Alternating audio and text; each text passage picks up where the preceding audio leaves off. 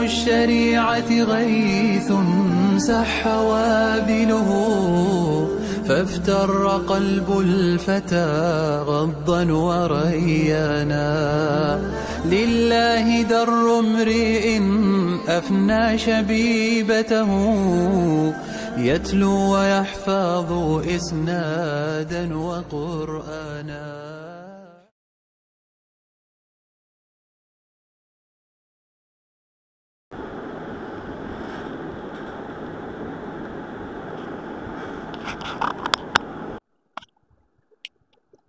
بسم اللہ الرحمن الرحیم.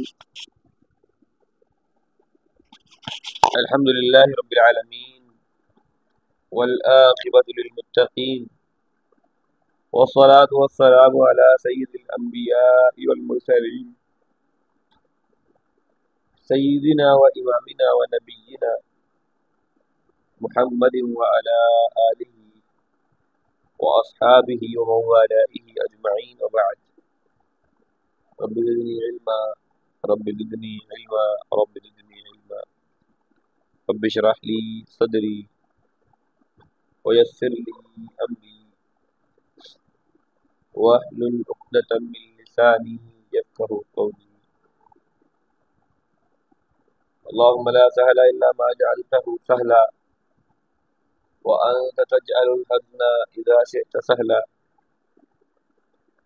رب انی لما انزلت الی من خیر فقیر. رب انی لما انزلت الی من خیر فقیر. رب انی لما انزلت الی من خیر فقیر.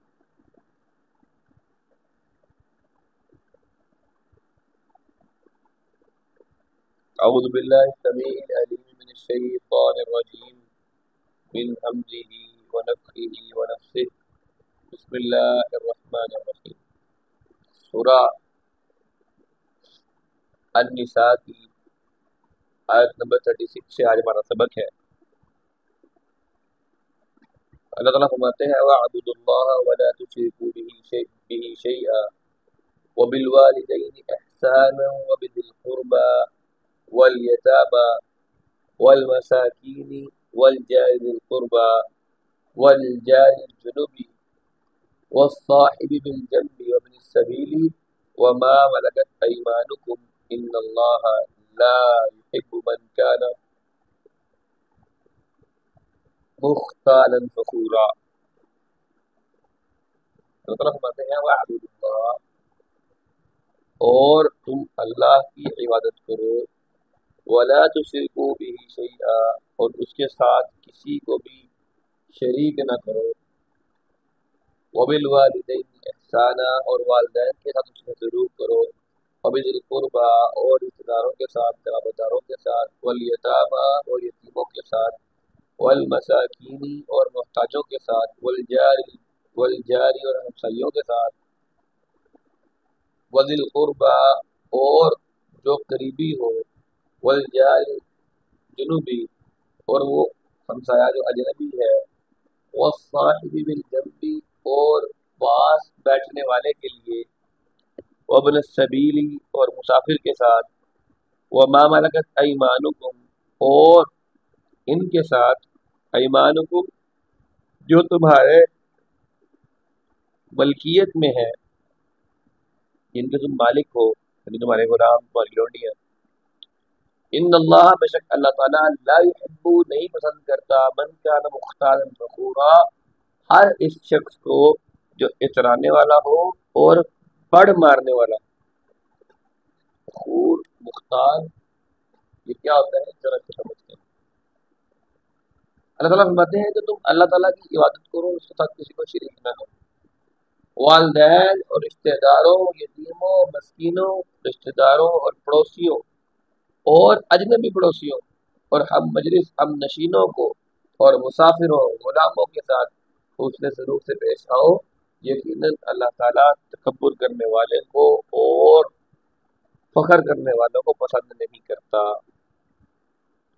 اب پہلے پچھلی آیات میں اللہ تعالیٰ نے خاندانی نظام کے بگاڑ کی اصلاح کے لیے کچھ تدابیر بتائی تھی. اس آیت مبارکہ میں اللہ نے کچھ ان چیزوں کا ذکر کیا ہے جس جس سے یہ نظام معاشرتی، صرف خاندانی ہی نہیں، جن سے یہ معاشرتی جو نظام ہے یہ مزید مستحکم ہو جائے۔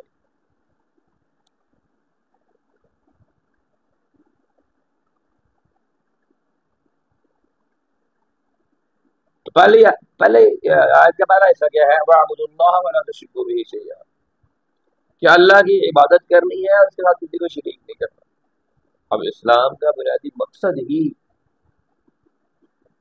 مفاسد کو ختم کر کے، بد امنی کو ختم کر کے ایک ایسے پرامن معاشرے کا قیام ہے جو تمام قسم کی خرافات سے پاک ہو، جس میں خالق اور مخلوق کے حقوق کی پہچان اور ہر ایک کے حقوق کے تعین کیا گیا ہو، اور اخلاقی حسنہ کے ساتھ ساتھ ان کی کما حق ہو ادائیگی کو ضروری قرار دیا ہو۔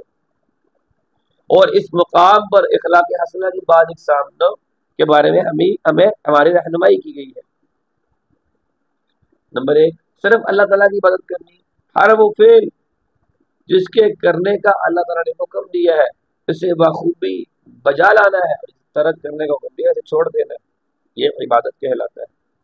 جیسا کہ ارشاد باری تعالیٰ ہے وَقَضَىٰ رَبُّكَ أَلَّا تَعْبُدُوا إِلَّا إِيَّاهُ، کہ آپ کے رب نے یہ فیصلہ کیا ہے، یہ حکم دیا ہے کہ اس کے سوا کسی اور کی عبادت نہ کی جائے۔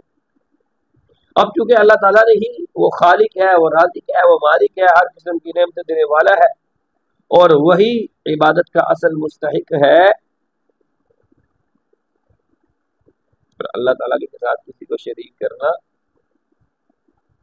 ارشاد باری تعالیٰ ہے وَلَا تُشْرِكُوا بِهِ شَيْئًا، کہ اللہ تعالیٰ کے ساتھ کسی چیز کو بھی شریک نہ کیا جائے۔ سیدنا معاذ بن جبل رضی اللہ تعالیٰ عنہ کو اللہ کے رسول نے فرمایا تھا کیا تم جانتے ہو اللہ تعالیٰ کا بندے پر حق کیا ہے؟ تو انہوں نے عرض کیا اللہ کے رسول، اللہ اور اللہ کے رسول ہی بہتر جانتے ہیں۔ تو پھر فرمایا کہ بندوں پر اللہ کا حق یہ ہے کہ وہ اس کی عبادت کرے اور اس کے ساتھ کسی کو شریک نہ ٹھہرائے۔ اور اس کے بعد فرمایا تم جانتے ہو اللہ کا بندے پر کیا حق ہے؟ اللہ کے رسول، اس کا بھی اللہ اور اللہ کا رسول ہی بہتر جانتے ہیں۔ فرمایا کہ اللہ کا بندوں پر حق یہ ہے کہ وہ اگر بندے اس کے ساتھ کسی کو شریک نہ ٹھہرائے تو اللہ ان بندوں کو پھر عذاب نہ دے۔ اب شرک ہوتا کیا ہے، اس کی اقسام کیا ہے؟ تمہاری بات سمجھ لی جائے کہ اللہ کے ساتھ مخلوق میں سے کسی بھی ہستی کو کسی بھی معاملے کے اندر وہ ان کاموں میں شریک سمجھ لینا جن کاموں کی ذمہ داری صرف اللہ کی ہے، جن کاموں کا حق صرف اللہ کا ہے، اس کو شرک کہتے ہیں۔ اب شرک کی 3 اقسام ہے۔ شرک فی الذات، یعنی اللہ کی ذات میں کسی کو شریک کر لیا جائے، یعنی کسی کو اس کا جز اولاد بیوی تسلیم کر لی جائے یا نور من نور اللہ مان لیا جائے، حالانکہ ان تمام چیزوں سے اللہ بہت مبرہ ہے، بلند ہے۔ اللہ تعالیٰ کا ارشاد ہے قل هو اللہ احد اللہ الصمد لم یلد ولم یولد ولم یکن لہ کفوا احد، کہہ دو کہ اللہ ایک ہے، وہ ہر ایک چیز سے بے نیاز ہے، کسی کا باپ نہیں ہے، وہ کسی کا بیٹا نہیں ہے، کوئی اس کا ہمسر نہیں ہے۔ نمبر 2، شرک فی الصفات، اللہ تعالیٰ کی صفات میں کسی کو شریک مان لینا، جیسا کہ اللہ تعالیٰ کی طرح کسی دوسرے کو بھی قادر مان لینا، اللہ تعالیٰ کی طرح کسی دوسرے کو بھی رازق مان لینا، اللہ تعالیٰ کی طرح کسی دوسرے کو بھی غیب دان جان لینا۔ نمبر 3، شرک فی الحقوق، حقوق اللہ میں کسی کو شریک کر لینا، جیسا کہ عرب جو مشرکین تھے بتوں کی عبادت کرتے تھے، انہیں اللہ کے ہاں اپنا سفارشی مانتے تھے۔ اللہ تعالیٰ نے ارشاد ہے وَيَعْبُدُونَ مِن دُونِ اللَّهِ مَا لَا يَضُرُّهُمْ وَلَا يَنفَعُهُمْ وَيَقُولُونَ هَؤُلَاءِ شُفَعَاؤُنَا عِندَ اللَّهِ قُلْ أَتُنَبِّئُونَ اللَّهَ بِمَا لَا يَعْلَمُ مَن فِي السَّمَاوَاتِ وَلَا فِي الْأَرْضِ سُبْحَانَهُ وَتَعَالَى عَمَّا يُشْرِكُونَ، تو اللہ تعالیٰ کو چھوڑ کر ان کی عبادت کرتے ہیں، نہ تو انہیں کوئی نقصان دے سکتے ہیں نہ ہی فائدہ دے سکتے ہیں، ان کی عبادت کرتے ہیں اور کہتے ہیں کہ جو اللہ کے ہاں ہمارے سفارشی ہیں، تو نبی کہہ دیجیے کہ کیا تم اللہ کو بتا رہے ہو کہ تمہارے سفارشی ہیں، جس کے سامنے زمین و آسمان میں کوئی چیز ایسی نہیں سے اللہ جانتا نہیں، تو پاک ہے، بلند ہے، اور اس چیز سے جس چیز کا اس کو شریک کرتے ہیں اس سے بہت بلند ہے۔ سورہ یونس کی آیت نمبر 18 ہے۔ تو عیسائیوں کی طرح، جس طرح عیسائیوں نے عیسیٰ علیہ السلام کو اور یہودیوں نے اپنے علماء کو، اور اپنے علماء کی مدد کی، اور اپنے علماء کے حلال کو حلال جانا، حرام کے حرام کو جانا، اور اختیار دیا ہوا تھا کہ اللہ کے سوا یہ لوگ بھی جو ہے وہ حلال کو حلال حرام کو درجہ رکھتے ہیں، اختیار رکھتے ہیں۔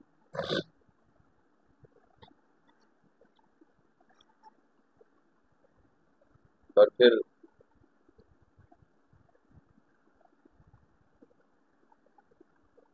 اللہ تعالیٰ فرماتے ہیں اتخذوا احبارهم ورهبانهم اربابا من دون الله والمسيح ابن مريم وامروا وما امروا الا ليعبدوا الله الها واحدا لا اله الا هو سبحانه عما يشركون۔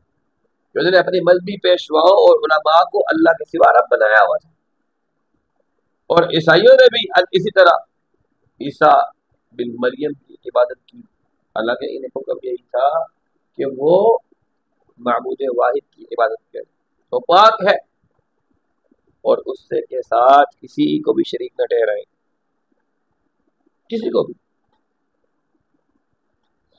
سوچی چیز والدین کے ساتھ اس نے سلوک، اللہ نے اپنی عبادت کے ساتھ والدین کے ساتھ حسن سلوک کو اللہ نے ذکر کیا، کیا فرمایا؟ وَبِالْوَالِدَيْنِ إِحْسَانًا۔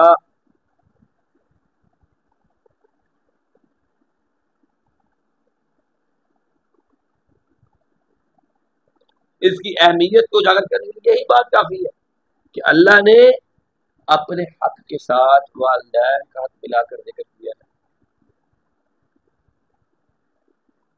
وَبِذِي الْقُرْبَى وَالْيَتَامَى وَالْمَسَاكِينِ وَالْجَارِ ذِي الْقُرْبَى وَالْجَارِ الْجُنُبِ وَالصَّاحِبِ بِالْجَنبِ وَابْنِ السَّبِيلِ۔ اب یہاں اللہ تعالیٰ نے مساکین کے ساتھ، رشتہ داروں کے ساتھ اس نے سلوک کرنے کے بارے میں بات کی ہے، قریبی رشتہ داروں کے ساتھ نیکی کرنا، مثلاً بھائی ہے، بہن ہے، چچا ہے، ماموں ہے، خالہ ہے، ان کی اولادیں ہیں، ان کے ساتھ احسان، حسن سلوک بھی یہ خاندانی نظام کو تقویت دیتا ہے، معاشرے میں اس سے امن اور سکون کا باعث بنا۔ ہم لوگ تو چلے کہتے ہیں نا کہ ٹھیک ہے ہم نے ملنا ہی نہیں ہے، سارا کچھ چھوڑے پڑا، خیر ہے، لیکن اسلام کہتا ہے اس طرح تم قوت میں رہو گے، ان کو ملو، ان کے ساتھ حسن سلوک کرو، ان کے معاملات کو دیکھو۔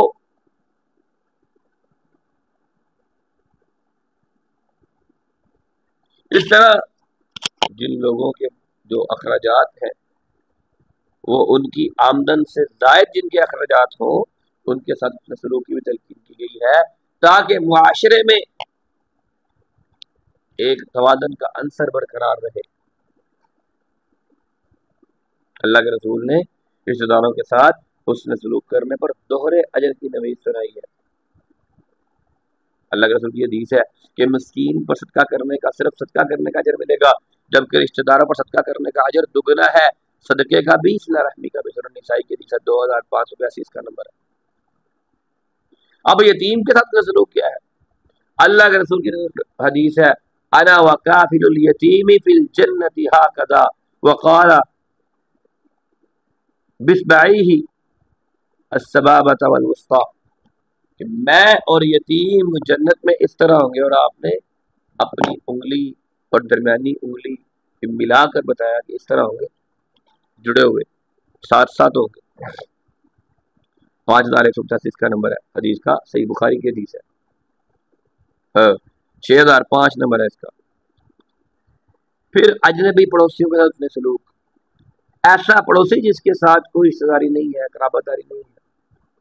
سیدنا ابو ہریرہ بیان کرتے ہیں کہ اللہ کے رسول نے فرمایا من کان یؤمن باللہ والیوم الآخر فلا یؤذی جارہ، جو شخص اللہ اور روز آخرت پر ایمان رکھتا ہے اسے چاہیے کہ اپنے پڑوسی کو تکلیف نہ دے۔ صحیح بخاری کی حدیث ہے، 5185 اس کا نمبر ہے۔ سیدنا ابو شریح بیان کرتے ہیں کہ ایک مرتبہ آپ نے فرمایا واللہ لا یؤمن واللہ لا یؤمن واللہ لا یؤمن قیل ومن یا رسول اللہ قال الذی لا یأمن جارہ بوائقہ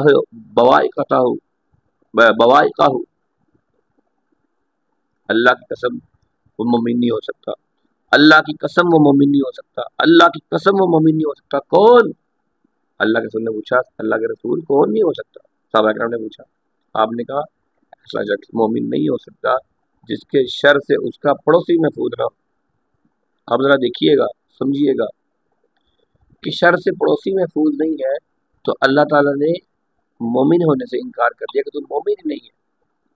تو جس کا سگا رشتہ دار اس کے شر سے محفوظ نہیں ہوگا وہ کیسے مومن ہوگا؟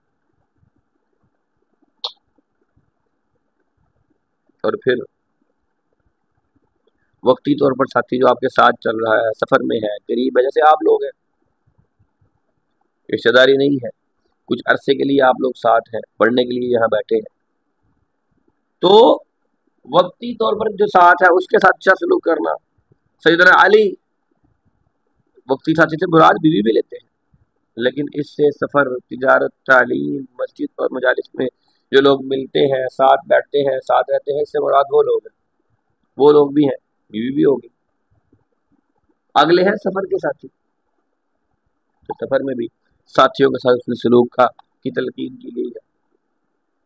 اسی طرح سے شریعت مسافر کو ہر قسم کی صورت پہنچاتی ہے۔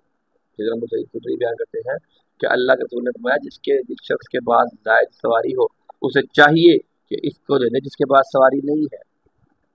آج اس کا آسان حل ہے کہ لفٹ دے دے کسی کو۔ ہم جاتے ہیں اکثر راستے میں پولیس والا کھڑا مل جائے، وہ بیچارے ان کے پاس اپنی سواریاں نہیں ہوتی تو ان کو اپنے ساتھ بٹھا لیتے ہیں، چلو بھائی کہاں جا رہے، وہ ساتھ بٹھا دیتے ہیں۔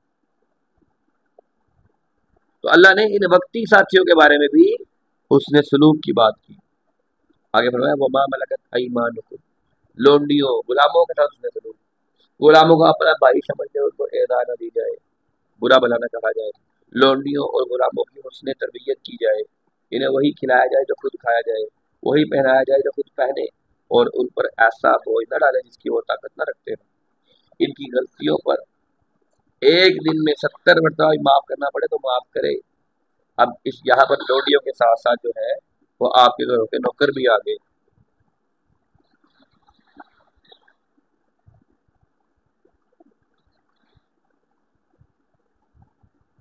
مائک جس کا کھلا ہے مائک بند کریں۔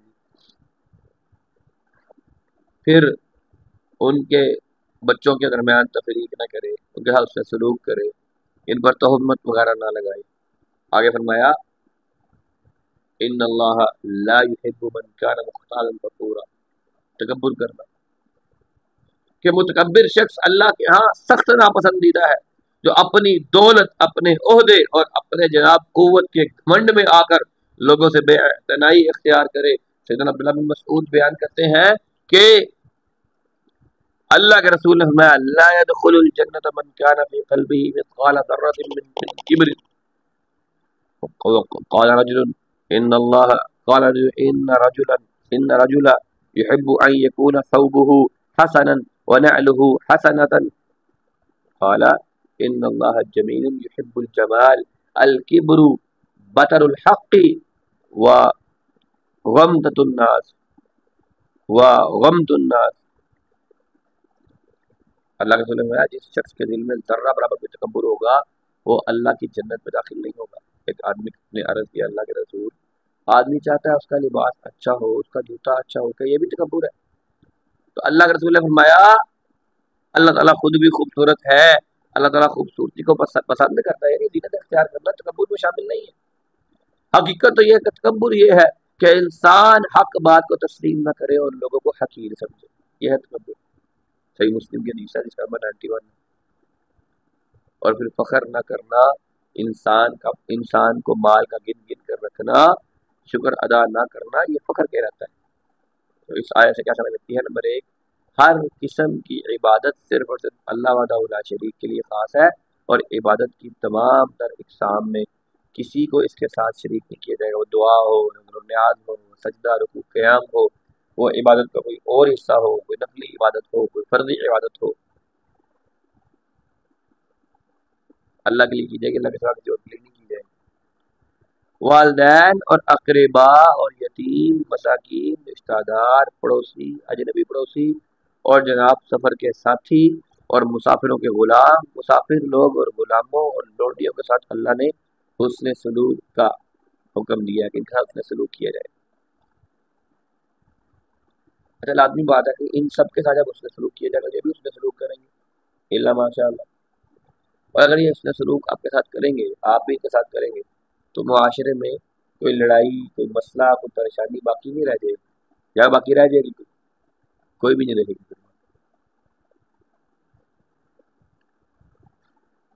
اور آگے فرمایا گیا کہ اللہ تعالیٰ تکبر کرنے والے کو، فخر کرنے والے کو پسند نہیں کرتا۔ الذين يبخلون ويأمرون الناس بالبخل ويكتمون ما آتاهم الله من فضله وأعتدنا للكافرين عذابا مهينا۔ اب کہا گیا نا کہ اللہ تعالیٰ تکبر کرنے والے کو، فخر کرنے والے کو پسند نہیں کرتا، تو آگے تکبر کی اور فخر کرنے والوں کی تفصیلات بیان کی گئی۔ الذين وہ لوگ یبخلون جو بخل کرتے ہیں، ویأمرون الناس بالبخل، ویأمرون اور لوگوں کو حکم دیتے ہیں، الناس لوگوں کو، بالبخلی بخل کا،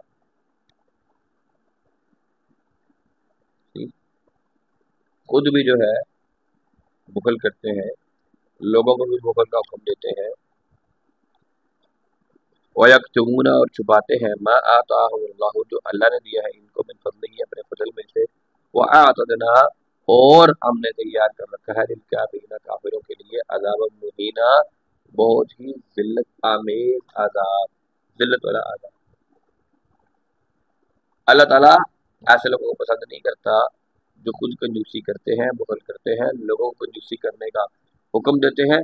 اللہ تعالیٰ اپنے فضل سے جو کچھ اللہ نے ان کو دیا ہے اس کو وہ چھپاتے ہیں، اور ہم نے کافروں کے لیے، جھٹلانے والوں کے لیے رسوا کرنے والا عذاب تیار کر رکھا ہے۔ اب پہلے اللہ نے حقوق العباد پورا کرنے کی تعلیم دی، بتایا کہ ان لوگوں کے ساتھ حسن سلوک کرنا ہے، ان لوگوں کے ساتھ اچھے انداز میں کام کرنا ہے۔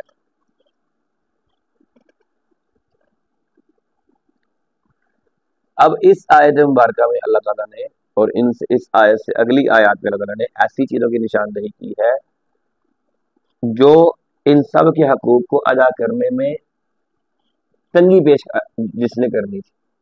مثال کے طور پر آیت کا پہلا حصہ کیا ہے، الذین یبخلون ویأمرون الناس بالبخل، کہ اللہ تعالیٰ نے جو نعمتیں دی ہے ان نعمتوں میں سے کسی ایک نعمت کا انسان انکار کرے، بس اسے اپنے پاس محفوظ رکھے، اسے کسی کے پاس جانے نہ دے، وہ علم ہو، پیسہ ہو، کوئی بھی چیز۔ اب مال کی محبت ہر انسان کی فطرتی محبت ہے، دل کے اندر ہے، لیکن اگر مال کو اللہ کے حکم مطابق اللہ کی راہ میں خرچ کیا جائے تو یہی مال جس کے ساتھ انسان کو بڑی محبت ہے، یہ مال کا خرچ کیا جانا اللہ تعالیٰ کے لیے انسان کی، اللہ تعالیٰ کی رضا کا انسان کے لیے رضا کا باعث بن جاتا ہے۔ بسا اوقات یہی محبت انسان کو کفران نعمت کی طرف لے جاتی ہے، کیونکہ انسان اس نعمت کو اپنے مالک، اپنے خالق کے حکم مطابق خرچ نہیں کرتا، بلکہ سمجھتا ہے کہ میں صدقہ دوں گا، مال خرچ کروں گا تو میرا مال جو ہے نا کم ہو جائے گا، ختم ہو جائے گا، اپنا ہاتھ روک لیتا ہے، کنجوسی کرتا ہے۔ بسا اوقات دوسرے لوگوں کو بھی کہتا ہے کہ نہیں نہ خرچ کرو، کوئی کہتا ہے جی میں نے مجھ سے میں پیسے دینے ہیں، میں نے مسجد میں پیسے دینے ہیں، دیکھو جی رہنے دو جی، بڑے لوگ دیتے ہیں جی، فلاں کو یہ دے دو، فلاں کو یہ کر لو۔ اللہ کی راہ میں ہاتھ روک لینا اللہ نے اس کو بخل قرار دیا ہے۔ یہ ایسا ایک مہلک قسم کا مرض ہے جو افراد معاشرہ کو راہ حق سے دور لے جاتا ہے۔ سیدنا جابر بن عبداللہ بیان کرتے ہیں کہ اللہ کے رسول نے فرمایا وَأَيُّ دَاءٍ أَدْوَاءُ مِنَ الْبُخْلِ، بخل سے بڑھ کے کون سی بیماری ہو سکتی ہے جو لگ سکتی ہے انسان کو؟ یعنی اللہ کے رسول کے نزدیک بخل سے بڑی بیماری کوئی نہیں تھی۔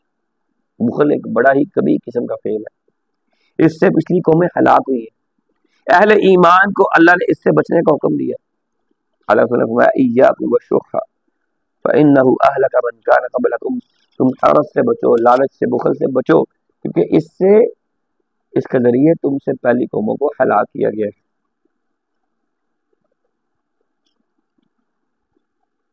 یہ مسند احمد کی حدیث ہے، حدیث کا نمبر 6837 ہے۔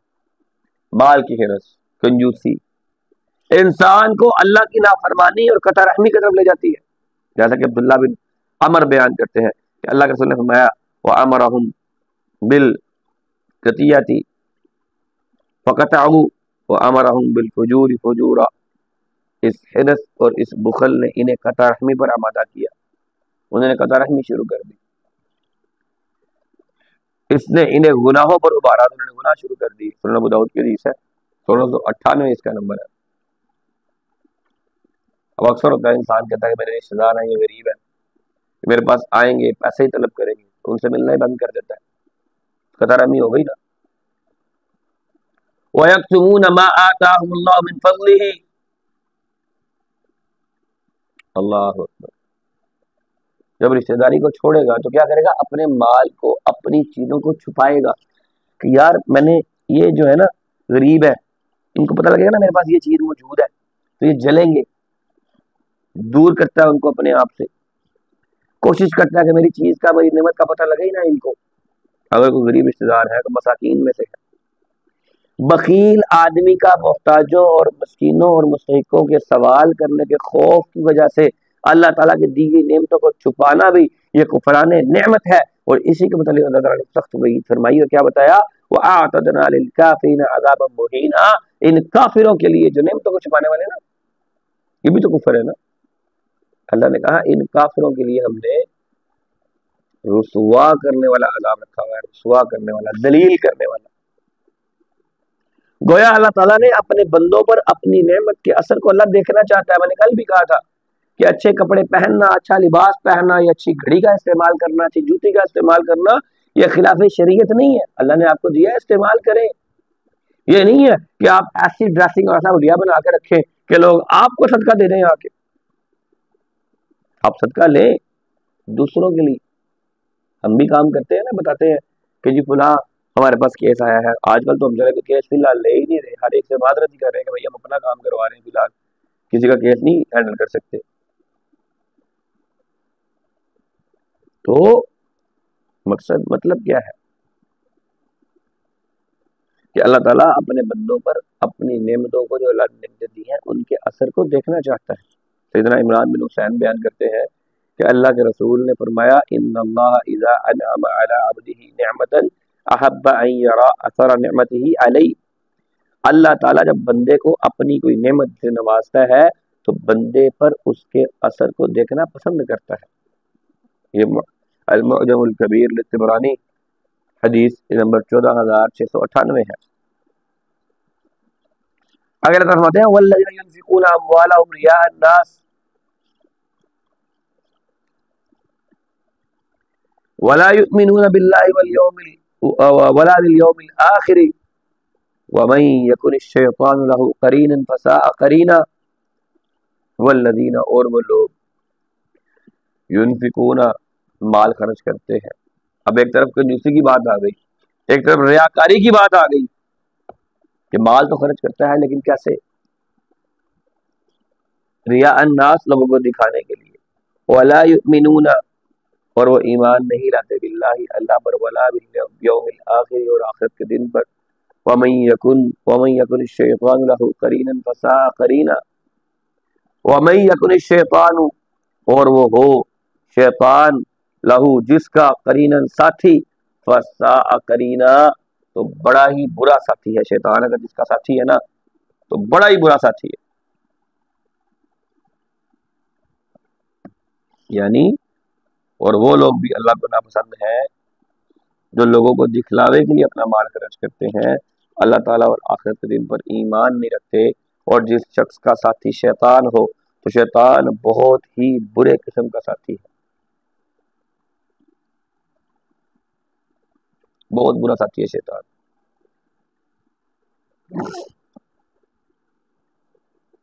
پہلا حصہ کیا ہے آیت کا؟ والذین ينفقون اموالهم رئاء الناس، متکبرین کی ایک بری عادت یہ تھی کہ اپنے مال کو لوگوں کے اندر خرچ کرتے، ریاکاری کے ساتھ، نمود و نمائش کے ساتھ۔ پتہ لگا کہ متکبرین اپنے مال اور دولت پر اترانے والوں کی 4 خصلتیں پائی جاتی ہیں۔ نمبر 1 خود بخل کرنا، نمبر 2 دوسروں کو بھی بخل کی ترتیب دینا، نمبر 3 اپنے مال کو چھپا کے رکھنا، اور نمبر 4 شہرت اور دکھلاوے کے لیے خرچ کرنا۔ سیدنا ابو ہریرہ بیان کرتے ہیں کہ اللہ کے رسول نے فرمایا ہر روز صبح 2 فرشتے نازل ہوتے ہیں، ایک دعا کرتا ہے اللہم آتی منفقا خلفا، اے اللہ خرچ کرنے والے کو بہترین نعم البدل عطا فرما۔ دوسرا دعا کرتا ہے اللہم آتی ممسکا تلفا، اللہ جس نے بخل کیا نا، اپنے مال کو روک لیا، صدقے کی باری ہے، یہ صدقہ نہیں کیا، اللہ تو اس کے مال کو تلف کر دے، برباد کر دے اس کے مال کو۔ اب یہ نہیں ہے کہ آپ کے پاس لاکھ روپے ہے تو لاکھ روپے خرچ کرنا ہے، اپنی حیثیت کے مطابق جو آپ کے اخراجات میں تنگی نہ ہو اتنا خرچ کریں بس۔ صحیح مسلم کی حدیث ہے، 10 اس کا نمبر ہے، 1010۔ سیدنا ابو ہریرہ بیان کرتا ہے کہ اللہ کا رسول نے فرمایا سب سے پہلے 3 چیزوں کو جہنم کی آگ کا ایندھن بنایا جائے گا، ان میں ایک ایسا سخی بھی ہوگا جسے اللہ نے مال و دولت سے نوازا تھا، اور روز قیامت کہے گا ما ترکت من سبیل تحب ان ينفق فيها الا انفقت فيها لك قال كذبت ولكنك فعلت ليقال هو جواد فقد قيل، کہے گا اللہ میں نے ہر اس جگہ مال خرچ کیا تھا جہاں مال خرچ کرنا تجھے پسند تھا۔ اللہ کہے گا نہ، تو جھوٹ بولتا ہے، کیونکہ تیرا ارادہ تو یہ تھا کہ لوگ تجھے کہیں گے تو کتنا سخی ہے، تو بس ٹھیک ہے، لوگوں نے تیرے بارے میں کہہ دیا، تو نے اپنا مقصد پا لیا، اب میرے پاس کیا کرنے ہیں۔ یہ صحیح مسلم حدیث ہے، 1905 اس کا نمبر ہے۔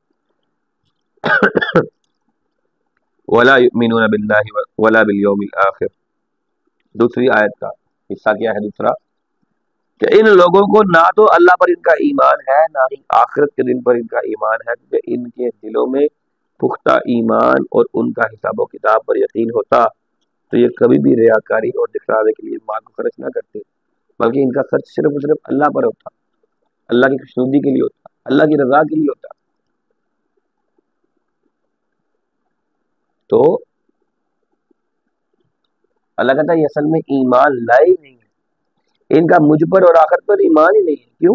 دکھلاوا کر کے مال خرچ کر رہے ہیں۔ یعنی دکھلاوا اللہ کے ہاں اتنی بری چیز ہے کہ اللہ تعالیٰ نے اس دکھلاوے کو کیا بتا دیا کہ بھئی یہ ایمان ہی نہیں رکھتے، ان کا ایمان ہی نہیں ہے، جو بھی دکھلاوا کر رہے ہیں بولے ان کا ایمان نہیں ہے۔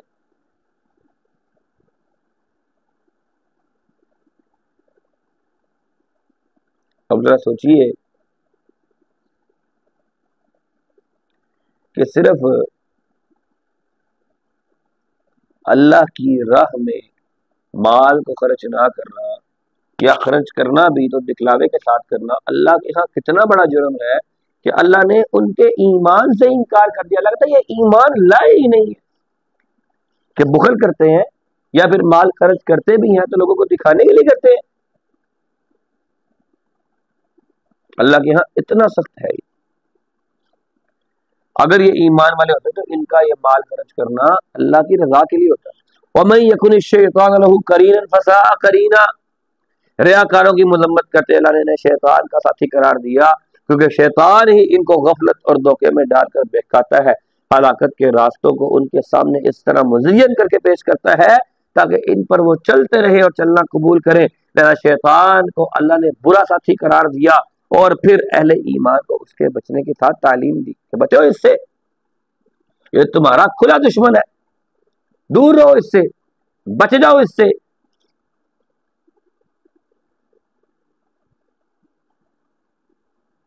انسان کے ذہن میں ہر وقت شیطان یہ وسوسہ اور خیال پیش کرتا ہے کہ دین اسلام کی ترویج اور سربلندی کے لیے مال خرچ اگر تم نے کیا تمہارے مال میں کمی ہوگی یا مال تمہارا ختم ہو جائے گا۔ بظاہر نظر بھی ایسا ہی آتا ہے، آپ کے پاس 10 روپے موجود ہو، آپ 10 روپے میں سے 2 روپے خرچ کر دیے، باقی 8 روپے رہ جائیں گے۔ بظاہر لگتا ہی ہے کہ مال کم ہوا ہے، تو کہتا ہے کہ تیرے بچوں کا کیا ہوگا، تیرے مستقبل کا کیا ہوگا، تیرا پورا مہینہ کیسے گزرے گا؟ تم اگر اللہ کی راہ میں خرچ کر دو گے، اللہ کی راہ میں مال دے دو گے، تو تیرا اپنا ٹائم کیسے گزرے گا؟ اور اس کے برعکس وہی مال انسان شیطان کے بہکاوے میں آ کر اللہ سے روک لیتا ہے اور بعض فحاشی اور بے روی کے کاموں میں خرچ کر دیتا ہے کہ دیکھو یہ تو تفریح کا حصول ہے، یا خرچ کرو۔ انسان اس کے دھوکے میں آ کر دلیری کے ساتھ اپنے مال کو گناہ کے کام میں خرچ کر کے ضائع کر بیٹھتا ہے اور اس کو اس کا احساس تک نہیں ہوتا۔ الشیطان یعدکم الفقر ویأمرکم بالفحشاء، شیطان تمہیں فقر کی طرف بلاتا ہے، فقیری کی طرف ڈراتا ہے، فقیری سے فقیر ہو جاؤ، اور بے حیائی کے کاموں کا حکم دیتا ہے۔ تو اللہ کا وعدہ کیا ہے؟ اللہ کا یہ سچا وعدہ ہے، اگر تم میرے دیے ہوئے مال میں سے میری رضا میری خوشنودی کے لیے خرچ کرو گے تو میں اس کا نعم البدل دے کر اللہ اپنے فضل و کرم سے تمہارے گناہوں کو معاف کر دوں گا۔ قرآن بھی یہ کہتا ہے وما انفقتم من شیء فهو یخلفہ وهو خیر الرازقین، تم جو بھی مال اللہ کی راہ میں خرچ کرو گے اللہ تعالیٰ تمہیں اس کے نعم البدل عطا کرے گا، اور اللہ تعالیٰ سب سے بہتر عہدے دینے والا ہے۔ جس کے حلال سے اللہ تعالیٰ کی رضا کے لیے خرچ کرنا اس کی مغفرت، اس کے فضل و کرم کے حصول کا باعث بنتا ہے۔ اللہ کا ارشاد ہے واللہ یعدکم مغفرۃ منہ وفضلا، کہ شیطان تو تمہیں ڈراتا ہے نا کہ تمہارا مال کم ہو جائے گا، اللہ کہتا ہے نہیں،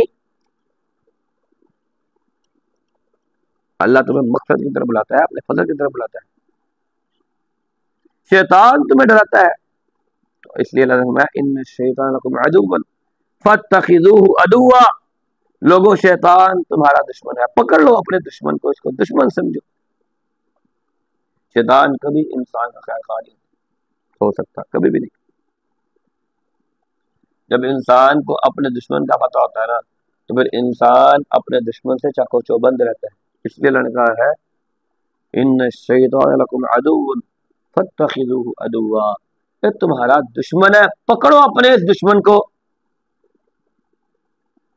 وماذا علیہم لو آمنوا باللہ والیوم الآخر وانفقوا مما رزقهم اللہ ان وکان اللہ بہم علیما۔ وماذا، اور کیا ہے، علیہم ان پر، لو آمنوا باللہ، اگر یہ اللہ پر ایمان لاتے، والیوم الآخر، اور آخرت کے دن پر ایمان لاتے، وانفقوا، اور خرچ کرتے، مما رزقهم اللہ، اس میں سے جو اللہ نے ان کو دیا ہے، وکان اللہ بہم علیما، اور اللہ تعالیٰ ان کو خوب جاننے والا ہے۔ اللہ تعالیٰ فرماتے ہیں کیا ہے ان پر کہ اگر یہ لوگ ایمان لاتے اور یعنی اوپر بات ہو رہی تھی نا کہ یہ خرچ نہیں کرتے تو گویا یہ ایمان نہیں لاتے،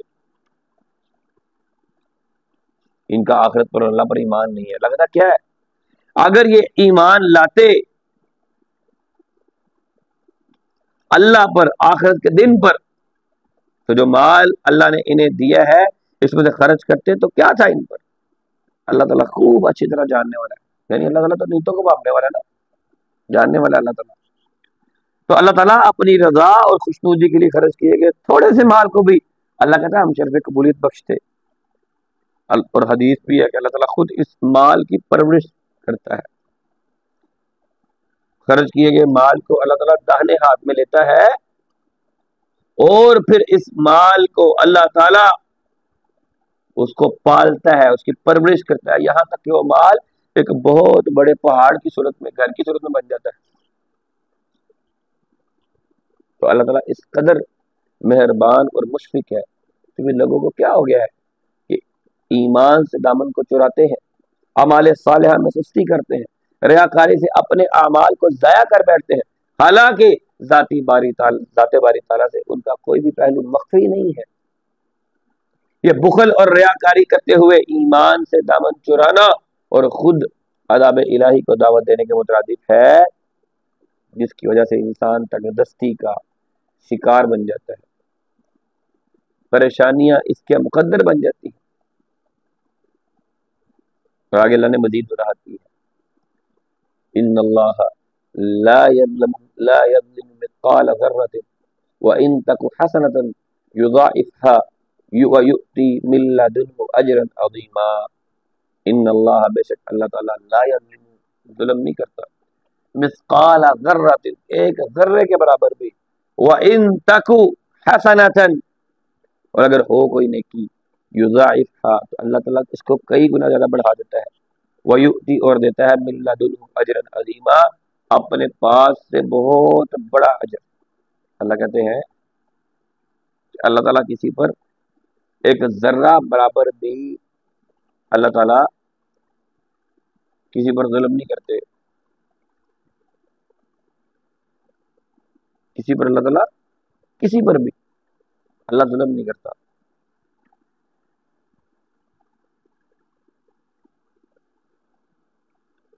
اور کسی کی نیکی ہو تو اللہ تعالیٰ اسے بڑھا چڑھا کر اس کا اجر دیتے ہیں، اور اپنی طرف سے بہت بڑا اجر اللہ تعالیٰ عطا فرماتے ہیں۔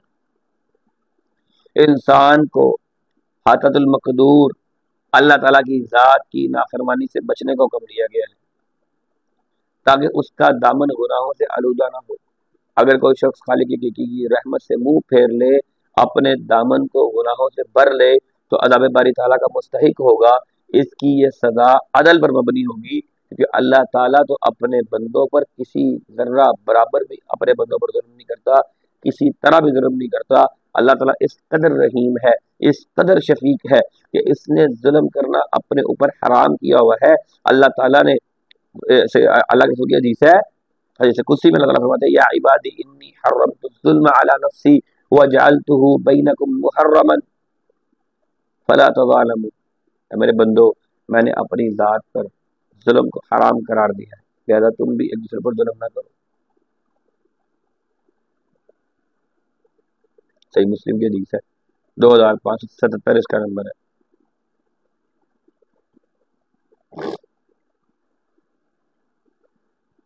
اب اللہ تعالیٰ نے جو ظلم کے بارے میں بات کی ہے، تو علماء نے ظلم کو 3 طرح کے ساتھ بتایا ہے، 3 اقسام بتائیں۔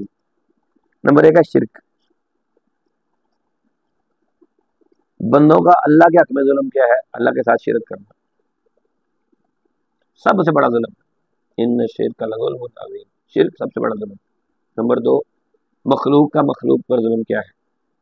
کسی انسان کا دوسرے کو ناحق قتل کرنا، کسی کی زمین پر قبضہ کر لینا، اس کے مال کو ناجائز طریقے سے کھا لینا، اور دیگر جو معاملات ہیں جو اپنے مسلمان بہن بھائیوں پر ظلم و زیادتی کے مرتکب ہوتے ہیں۔ سیدنا سعید بن زید بیان کرتے ہیں کہ اللہ کے رسول نے فرمایا، جس شخص نے کسی انسان کی ایک بالشت زمین پر بھی ظلم کرتے ہوئے قبضہ کیا، تو توقہ الی 7 ارضین، اس ظالم کو 7 زمینوں کا توق پہنایا جائے گا۔ نمبر 3، مخلوق کا اپنی جان پر ظلم کرنا کیا ہے؟ ایک تو ہو گیا مخلوق کا اللہ کے ساتھ ظلم، وہ شرک ہو گیا۔ ایک ہے مخلوق پر ظلم، کسی کا حق مار لیا۔ ایک ہے مخلوق کا اپنے اوپر ظلم، وہ کیا ہے؟ مخلوق کا اللہ کی حدود سے تجاوز کرنا، یہ اپنے اوپر ظلم ہے۔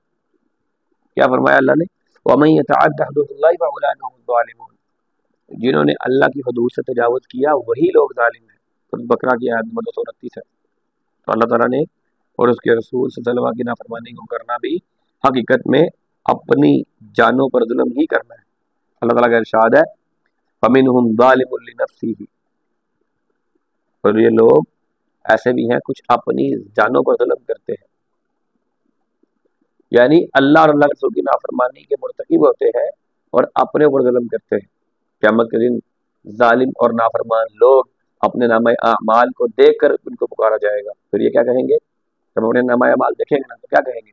یا ویلنا ما لهذا الكتاب لا يغادر صغيرة ولا كبيرة الا احصاها ووجدوا ما عملوا حاضرا ولا يظلم ربك احدا، کہ ہائے ہماری شامت کیسی یہ کتاب ہے جس نے نہ تو کسی کو چھوٹی بات کو چھوڑا ہے میری، نہ کسی بڑی بات کو چھوڑا ہے، مگر ہر ایک کو اس نے لکھا ہوا ہے اور بہترین لکھا ہوا ہے، اور اپنے کیے ہوئے اعمال کو اپنے سامنے حاضر پائیں گے، اور آپ کا رب کسی پر ظلم نہیں کرتا۔ وَإِن تَكُ حَسَنَةً يُضَاعِفْهَا وَيُؤْتِ مِن لَّدُنْهُ أَجْرًا عَظِيمًا۔ وَإِن تَكُ، اور اگر ہوتے، حسنتاً نیکی ہوتی ان کی کوئی، یضاعفها تو اللہ تعالیٰ اس کو کئی گنا کر دیتا ہے، وَيُؤْتِ مِن لَّدُنْهُ، اور دیتا ہے اپنے پاس سے، اجرًا عظیما، بہت بڑا اجر دیتا ہے اپنے پاس۔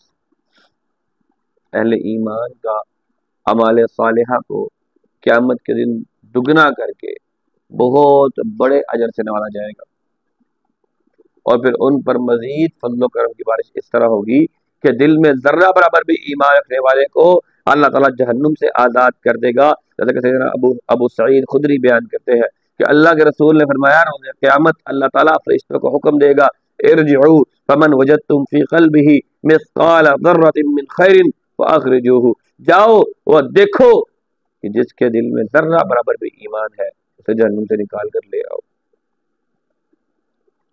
چنانچہ بہت سی مخلوقات، فرشتے بہت سی مخلوق کو جہنم سے نکال کر لے آئیں گے۔ یہ حدیث بیان کرنے کے بعد ابو سعید خدری نے فرمایا کہ اگر تم مجھے اس حدیث میں سچا جانو تو یہ آیت پڑھو، ان اللہ لا یظلم مثقال ذرۃ وان تک حسنۃ یضاعفها یؤتی من لدنہ اجرا عظیما۔ اگر تمہیں میری بات پہ کوئی شک ہے تو پھر یہ آیت پڑھ لو، یہ والی آیت جو ابھی ہم نے پڑھی ہے کہ اللہ تعالیٰ قیامت کے دن بڑھا چڑھا کر دے گا اجر، اگر وہ ذرہ برابر بھی نیکی ہوگی اس کو بھی بڑھا کر اس کا اجر دے گا، کیونکہ نیکی اور فرما برداری کی راہ پر چلنے سے انسان اللہ تعالیٰ کے ہاں جو قدر و منزلت پاتا ہے اس کا اندازہ وہ احادیث میں خوب ملتا ہے۔ اللہ تعالیٰ فرماتے ہیں، حدیث قدسی ہے کہ جب میرا بندہ کسی گناہ کا ارادہ کرتا ہے اس وقت تک اس کی برائی نہیں لکھی جاتی جب تک وہ گناہ نہ کرے، اور برائی کا ارتکاب کرنے کی صورت میں اس کی برائی ایک ہی لکھی جاتی ہے، اور اگر وہ میرے خوف کی بنا پر گناہ سے باز آ جائے تو اس کے لیے نیکی لکھ دو، اور اگر میرا بندہ صرف نیکی کا ارادہ کرے تو اس کے لیے بھی ایک نیکی لکھ دو، اور نیکی کرنے کی صورت میں اس نیکی کا اجر 10 گنا بڑھا کر لکھو، اور 10 گنا سے 700 گنا تک اس کو بڑھا دیا جاتا ہے انسان کی نیت کے برابر۔ یہ صحیح الترغیب و ترہیب کی حدیث ہے، اور اس کا حدیث کا نمبر 18 ہے۔ تو کیا سمجھ لگتی ہے کہ اللہ تعالیٰ نے بخل اور اس کی جو ترغیب ہے نا دینے سے منع فرمایا ہے۔ شریعت مطہرہ کا علم چھپانے والوں کو روز قیامت جہنم کی لگام پہنائی جائے گی۔ ریاکاری کو حرام قرار دیتے ہوئے اللہ تعالیٰ نے اس کے ارتکاب کرنے والے کی مذمت کی ہے۔ برے ساتھی کی صحبت اختیار کرنے سے احتیاط برتنی چاہیے، کیونکہ اس کی وجہ سے انسان جو ہے وہ گناہوں کا مرتکب ہو جاتا ہے۔ اللہ تعالیٰ قیامت کے دن کسی پر ظلم نہیں کرے گا، کیونکہ اس کی عدالت میں عدل کے علاوہ کسی چیز کا سرزد ہو جانا یہ محال ہے۔ نیکی کا بدلہ اللہ تعالیٰ دگنے اجر کی صورت میں عطا کرے گا، بلکہ اخلاص کی بنا پر اور زیادہ اس نیکی کو بڑھا دے گا۔ حتیٰ کہ انسان نیکی کا ارادہ بھی کرتا ہے نا تو اللہ تعالیٰ اس کو اس کا اجر دیتے ہیں، اور برائی کا ارادہ کرنے پر اللہ تعالیٰ اپنی رحمت سے اس کا مواخذہ نہیں کرے گا جب تک انسان برائی کر نہ لے۔ فَكَيْفَ إِذَا جِئْنَا مِنْ كُلِّ أُمَّةٍ بِشَهِيدٍ وَجِئْنَا بِكَ عَلَى هَؤُلَاءِ شَهِيدًا۔ فَكَيْفَ إِذَا، اور پھر کیا حال ہوگا، اذا جب جئنا جب آئے گا، من کل امت ہر ایک امت سے، بشہیدن ایک گواہ، وجئنا بکا اور ہم بلائیں گے، بکا آپ کو، علی ہؤلاء شہیدا، ان پر گواہ کے طور پر۔ پھر کیا حال ہوگا اس وقت جب ہم ہر ایک امت سے ایک گواہ بلائیں گے اور آپ کو بھی ان لوگوں پر گواہ لائیں گے۔ اب پہلے اللہ تعالیٰ نے قیامت کے دن ظلم کی نفی اور اعمال صالحہ پر کئی گنا اجر ملنے کے بارے میں وعدہ کیا۔ ان آیات میں اللہ تعالیٰ نے وعدہ کیا ہے کہ قیامت کے دن ہر امت کی طرف مبعوث ہونے والا نبی بطور گواہ پیش ہو کر ان کے حق میں یا ان کے خلاف گواہی دے گا، کیونکہ اس کے ذریعے اللہ تعالیٰ نے اپنا پیغام ان بندوں تک، اپنی اس مخلوق تک پہنچایا تھا۔ پھر رسول اللہ صلی اللہ علیہ وسلم کبھی اپنی امت پر اور سابقہ انبیاء کرام کی امتوں پر گواہی دینے کے لیے بلایا جائے۔ وَكَيْفَ إِذَا جِئْنَا مِنْ كُلِّ أُمَّةٍ بِشَهِيدٍ وَجِئْنَا بِكَ هَؤُلَاءِ شَهِيدًا۔ قیامت کی سختیوں اور ہولناکیوں کا ذکر کرتے ہوئے اللہ تعالیٰ نے فرمایا کہ یہ کفار اور فتنہ اور فساد برپا کرنے والوں کا اس دن کیا حال ہوگا جب ہر رسول کو اس کی امت کی گواہی کے لیے بلایا جائے گا، طلب کیا جائے گا، تو وہ گواہی دیتے ہوئے کہے گا اے میرے پروردگار، میں نے دعوت توحید کا پیغام اپنی امت تک پہنچا دیا تھا، لیکن حسد اور بغض اور ضد اور تعصب اور ہٹ درمی کا مظاہرہ کرتے ہوئے اس امت نے دعوت حق کو تسلیم کرنے سے انکار کر دیا، اور اسی گواہی کے تناظر میں ہی قوموں کا حساب و کتاب ہوگا۔ کفر اور سرکشی کے مرتکب جو لوگ ہوں گے اپنے اعمال کو سامنے پا کر پریشانی کا اظہار کریں گے۔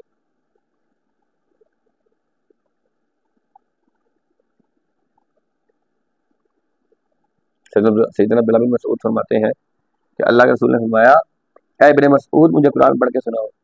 تو میں نے عرض کیا اللہ کے رسول میں قرآن پڑھ کے سناؤں؟ فرمایا ہاں۔ فرمایا اللہ کے رسول قرآن تو آپ پر نازل ہوا ہے۔ آپ فرمایا میں اس بات کو پسند کرتا ہوں کسی دوسرے سے قرآن سنوں، اور میں نے کہا کہ میں نے سورۃ نساء کی آیت نمبر یہ والی آیت تلاوت کی فَكَيْفَ إِذَا جِئْنَا بِكَ هَؤُلَاءِ شَهِيدًا۔ تو آپ نے فرمایا بس اب بس کر دو۔ میں نے دیکھا، سیدنا ابن مسعود کہتے ہیں کہ میں نے دیکھا اللہ کے رسول صلی اللہ علیہ وسلم کی آنکھیں تر تھیں، اشک بار تھیں۔ صحیح بخاری کی حدیث ہے، حدیث کا نمبر 5050 ہے۔ اسی طرح ایک اور حدیث ہے کہ اللہ کے رسول نے فرمایا قیامت کے دن نوح علیہ السلام کو بلایا جائے گا اور عرض کریں گے میرے رب میں حاضر ہوں، سعادت حاصل کرتا ہوں تیرے پاس آنے کی۔ اور اللہ تعالیٰ فرمائے گا کیا تم نے میرا پیغام اپنی امت کو پہنچایا تھا؟ کہیں گے ہاں۔ پھر امت سے پوچھا جائے گا کیا نوح نے میرا پیغام پہنچایا تھا؟ کہیں گے اللہ ہمارے پاس کوئی نہیں ہے ڈرانے والا۔ اللہ تعالیٰ نوح علیہ السلام سے پوچھے گا کہ تمہارا کوئی گواہ ہے؟ کہیں گے ہاں میرے پاس گواہ ہے۔ کون ہے؟ وہ کہیں گے محمد رسول اللہ اور ان کی امت۔ اللہ اکبر۔ امت محمدیہ پھر گواہی دے گی کہ انہوں نے اللہ کا پیغام پہنچایا تھا، اور پھر تم پر تمہارا رسول گواہ ہوگا، جس طرح تمہیں امت وسط اللہ نے بنایا ہے تاکہ تم لوگوں پر گواہ بنو اور رسول تمہارے لیے گواہ بنے۔ ہم گواہی کیسے دیں گے؟ ہم کہیں گے اللہ ہاں ہم نے تیری کتاب قرآن مجید سے پڑھا تھا کہ نوح علیہ السلام اپنی امت میں آئے، اپنی امت کو 950 سال تک تبلیغ کی، امت نے ان کی بات نہیں مانی۔ ہم گواہی دیں گے، اور ہماری بات کی گواہی کی تصدیق کون کرے گا؟ اللہ کے رسول صلی اللہ علیہ وسلم کرے گا۔ اللہ اکبر۔ تو اس حدیث سے واضح ہوتا ہے کہ آیت مبارکہ میں بھی یہ بات واضح ہوتی ہے کہ گواہ سے مراد انبیاء کرام ہے جو اپنی اپنی امت پر احکام باری تعالیٰ پہنچانے کی گواہی دیں گے۔ بعض امتیں جھٹلا دیں گی تو پھر گواہی طلب کی جائے گی جو رسول اللہ اور آپ کی امت پیش ہو کر گواہی دے گی۔ یومئذ یود الذین کفروا وعصوا الرسول لو تسوی بهم الارض ولا یکتمون اللہ حدیثا۔ یومئذ اس دن یود الذین کفروا پہنچا دیا جائے گا کافروں کو، آرزو کریں گے کافر، وعصوا الرسول اور وہ لوگ جنہوں نے نافرمانی کی اللہ کے رسولوں کی، لو تسوا کاش برابر کر دی جائے، بہم الارض ان کے ساتھ زمین، ولا یکتمون اور نہ چھپا سکیں وہ نہ چھپا سکیں گے وہ اللہ تعالیٰ سے حدیثاً کوئی بھی بات۔ یہ لوگ اس دن تمنا کریں گے کاش آج ہم مٹی کے ساتھ مٹی ہوتے، ہمارے ساتھ زمین ہی برابر کر دی جاتی۔ کون لوگ؟ جنہوں نے کفر کیا، جو اللہ کے رسول کی نافرمانی کرتے تھے، کہیں گے کاش ان کے ساتھ زمین کو ہی برابر کر دیا جاتا۔ اور وہ کوئی بات اس دن اللہ سے چھپا نہیں سکیں گے۔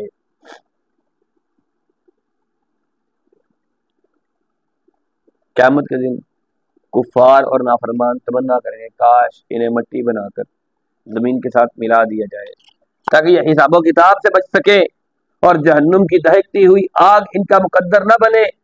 ایسے لوگوں کی حالت بیان کرتے ہوئے اللہ تعالیٰ نے فرمایا وَيَوْمَ يَعُضُّ الظَّالِمُ عَلَى يَدَيْهِ وَيَقُولُ يَا لَيْتَنِي اتَّخَذْتُ مَعَ الرَّسُولِ سَبِيلًا۔ ظالم اپنے ہاتھ کو کاٹتے ہوئے پشیمانی کے ساتھ کہیں گے، قیامت کے دن کہے گا یہ ظالم کاش میں نے اللہ کے رسول کا راستہ اختیار کیا ہوتا۔ سورۃ فرقان کی آیت نمبر 27 ہے۔ تو اس ذلت اور عذاب سے بچ جانا میرا مقدر ہوتا، کاش میں اللہ کے رسول کا راستہ اختیار کرتا۔ کچھ بد نصیب کہہ رہے ہوں گے یا لیتنا اطعنا اللہ واطعنا الرسول، ہائے کاش میں نے اللہ اور اللہ کے رسول کی فرما برداری کی ہوتی، ہائے افسوس۔ ولا یکتمون اللہ حدیثا، پھر جو یہ باتیں کر رہے ہوں گے نا، یہ باتوں میں سے کوئی بات بھی وہ اللہ تعالیٰ سے چھپا نہیں پا رہے ہوں گے۔ قیامت کے دن نافرمان ذلت اور رسوائی کی وجہ سے اپنے اعمال کو اللہ تعالیٰ سے چھپانے کی کوشش کریں گے، لیکن ان کو ناکامی کا سامنا کرنا پڑے گا، کیونکہ اس دن ہر عضو گواہی دے گا، ان کے اعمال افعال کو ظاہر کر دے گا۔ عبداللہ بن عباس بیان کرتے ہیں کہ جب مشرکین دیکھیں گے نا کہ اللہ تعالیٰ شرک کے سوا ہر گناہ معاف کر رہا ہے، تو وہ بھی کہہ رہیں گے واللہ ربنا ما کننا مشرکین، اللہ کی قسم اللہ ہم نے بھی شرک نہیں کیا۔ اللہ تعالیٰ ان کے منہوں پر مہر لگا دے گا، ان کے تمام اعضاء خبر دیں گے، اور وہ دوبارہ کوشش کے باوجود بھی اللہ سے پھر کچھ بھی چھپا نہیں سکیں گے۔ تو ان آیات سے کیا سمجھ لگتی ہے؟ قرآن مجید کی تلاوت جو ہے وہ انسان اپنے سے کم درجے سے بھی سن سکتا ہے، جیسے کہ اللہ کے رسول صلی اللہ علیہ وسلم نے ابن مسعود سے سنی۔ نمبر 2، تلاوت قرآن مجید تلاوت کرتے ہوئے سنتے ہوئے اس کے مفہوم پر توجہ دینا اور اللہ کے درس کی وجہ سے رونا، یہ بھی اہل ایمان کے لیے ایک مسنون عمل ہے۔ سنت اللہ کے رسول کے اللہ کے رسول رو پڑھتے ہیں، اور روز قیامت ہر امت پر اس کا نبی بطور گواہ پیش کیا جائے گا، اور سب پر گواہ کون ہوگا؟ امت محمدیہ، اور امت محمدیہ پر گواہ کون ہوگا؟ محمد رسول اللہ صلی اللہ علیہ وسلم۔ اور روز قیامت کافر اور نافرمان اللہ کے عذاب کو دیکھ کر آرزو کریں گے کہ کاش وہ مٹی ہو جائیں، اور اس دن کوئی بھی انسان اللہ تعالیٰ کے ہاں کسی چیز کو چھپا نہیں سکے گا، کہ اس دن اس کا ہر عضو، اس کے اعضاء اس کے خلاف گواہی دیں گے، اس کے اعضاء اس کے خلاف گواہی دیں گے۔ اللہ تعالیٰ ہمیں قیامت کی اس ہولناکی سے بچائے کہ ہمارے اعضاء ہمارے خلاف گواہی دیں۔ آج کے لیے اتنا ہی ہے، تو آخر دعوانا ان الحمدللہ رب العالمین۔ سوال کسی کا ہو تو کر سکتا ہے۔ علم الشريعة غيث سح وابله، فافتر قلب الفتى غضا وريانا، لله در امرئ أفنى شبيبته، يتلو ويحفظ إسنادا وقرآنا. علم الشريعة غيث